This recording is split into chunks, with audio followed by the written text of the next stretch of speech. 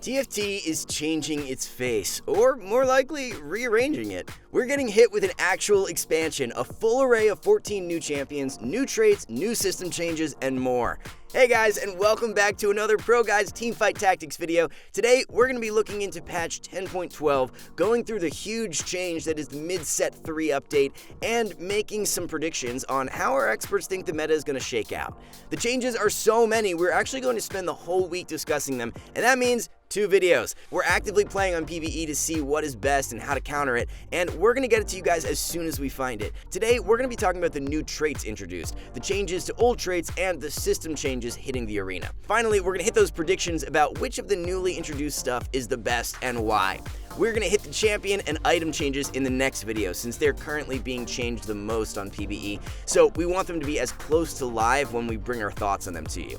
We're essentially commenting on a PvE so huge that it's constantly changing. We'll not be able to mention numbers too much, instead focusing on the power of traits and champions and get more specific as we close into June 10th. Keep in mind that predictions made in this video are exactly that, they're predictions. They're subject to change and we will definitely keep you updated on them. The current state of PvE is very fluid, with everything being buffed or nerfed at almost a daily basis. Feel free to share any comments below giving us your feedback, especially if you have something new to add or if you disagree with what we predicted. We will be happy to read them. As usual, if there's anything in the video that changes while we make it, we'll update you in the description.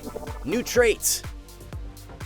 With the launch of League's increased amount of astronauts, the Apollo 13 team joins TFT as well. The Astro trait reduces the Astro champion's ult cost by 30 mana. It's a very simple trait, but trust me, they feel so much stronger when you have that in. Recently, Riot nerfed Nautilus's and Gnar's mana costs to be more in line with the Astro trait because they were casting too much. The champions with the Astro origin are Gnar, a 4-cost brawler tank with strong CC, essentially replacing Cho'Gath. Nautilus, a 2-cost Vanguard tank with strong CC, seeing a pattern here. Teemo, a 4-cost sniper who throws shrooms, satellites to his enemies. And Bard, a 3-cost mystic who prints XP. We're going to discuss individual new champions more on the next video, but with a short look, these 4 all have strong kits for various parts of the game. Nautilus is really strong early, especially against clumped up front lines.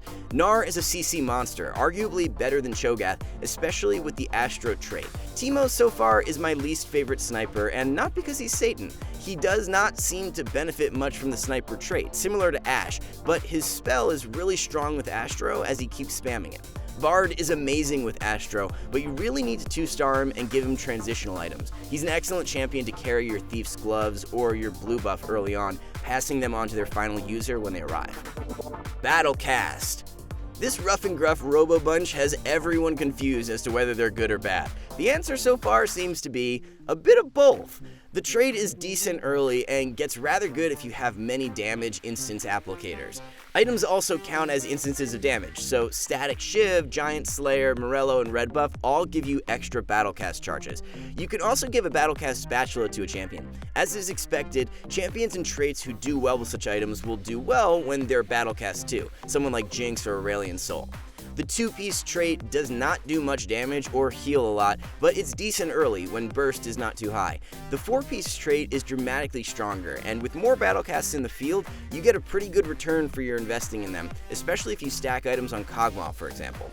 6-piece seems like a too big investment, but the trait does help Urgot stay alive for longer, and the longer Urgot's alive, as we'll see in the next video, the better your chances of winning. Champions introduced wearing the Battlecast origin are Urgot, a 5-cost executioner who disregards Guardian Angel. Oh, and he's a protector too. Victor, a 4-cost sorcerer, essentially replacing Vel'Koz, as well as getting that % health damage from MF's departure. Cassiopeia, a 3-cost aggressive mystic, really strong early but falls off hard. Kog'Maw, a 2-cost blaster, who's really good at applying Battlecast stacks due to blaster synergy with items. Illaoi, a 1-cost brawler who steals tank stats from champions in front of her.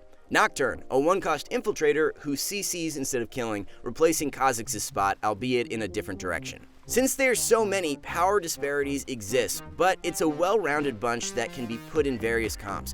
The introduction of another brawler early opens up the 4-brawler frontline much earlier in the game, same for blasters. Nocturne is kind of disappointing compared to his predecessor in the 1-cost infiltrator spot, though he seems like an interesting tech to deal with high damage carries in the back line.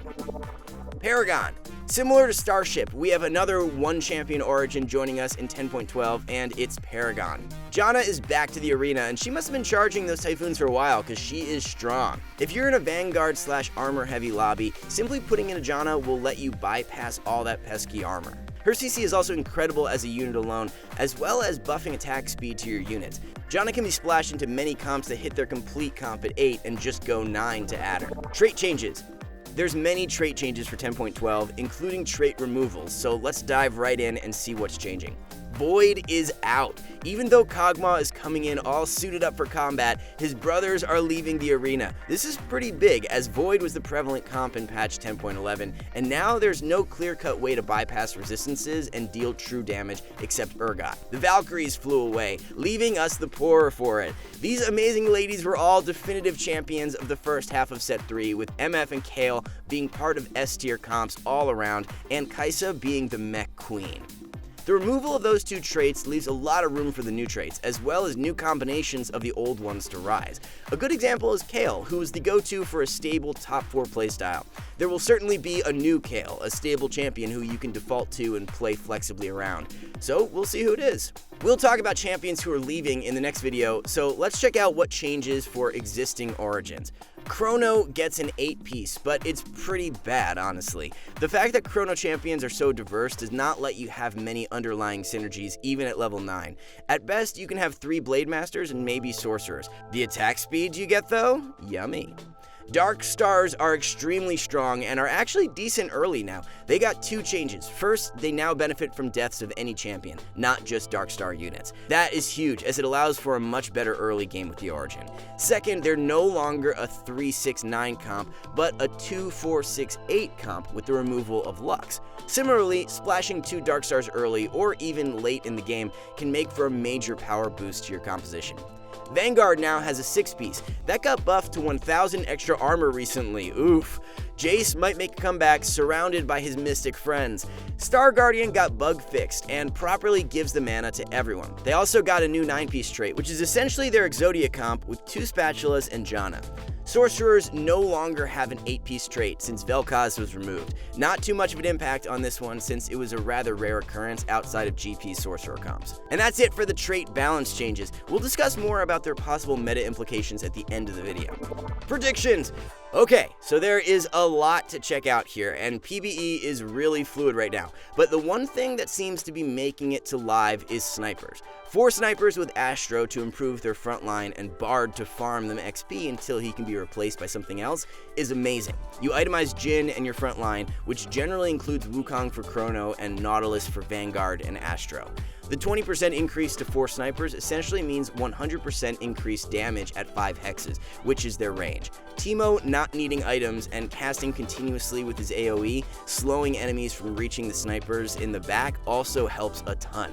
Blaster Brawlers are making a comeback as well, with some very solid units being introduced, like Gnar, as well as a very clear win condition in 3-star Jinx being a monster now. Before, I'd seen 3-star Jinx comps going 7th, but with 1500 damage on her rockets, Jinx will be hurting some people. Blade Masters with Chrono and Riven or Aurelia, or both, carry, are also getting their day in the sun. It might be the only comp where 8 Chrono is eventually used. Remember, you gotta get Thresh, but even with 4 Chrono and added defensive synergies like Vanguard, this comp can do quite well.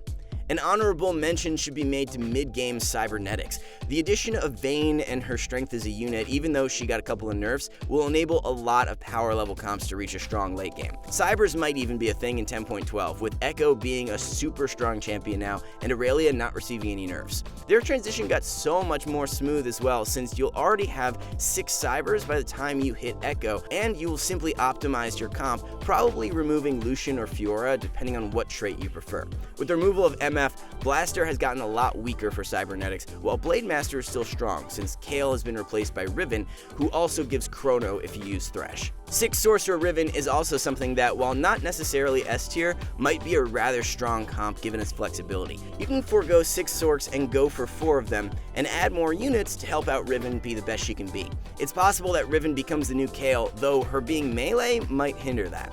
Finally, we expect Urgot to be either splash into many comps and do really well, as the unit's strength is immense, or be played in Protector or Battlecast comps as the final win condition. Itemizing Urgot is primarily based on defensive items like Bramble, Guardian Angel, or Dragon's Claw, so that he's alive for a while and casts. You can also remove his being countered by Trap Claw by spamming a QSS on him. Alright, that's all we got for today. Thanks for tuning in. Let us know which comps you think will dominate in 10.11. And if you want to get better at TFT, visit ProGuides.com, where you can find challenger coaches who will help you reach your dream rank. We'll be back with more videos coming up very soon, so stay tuned for all that, and good luck on that TFT grind.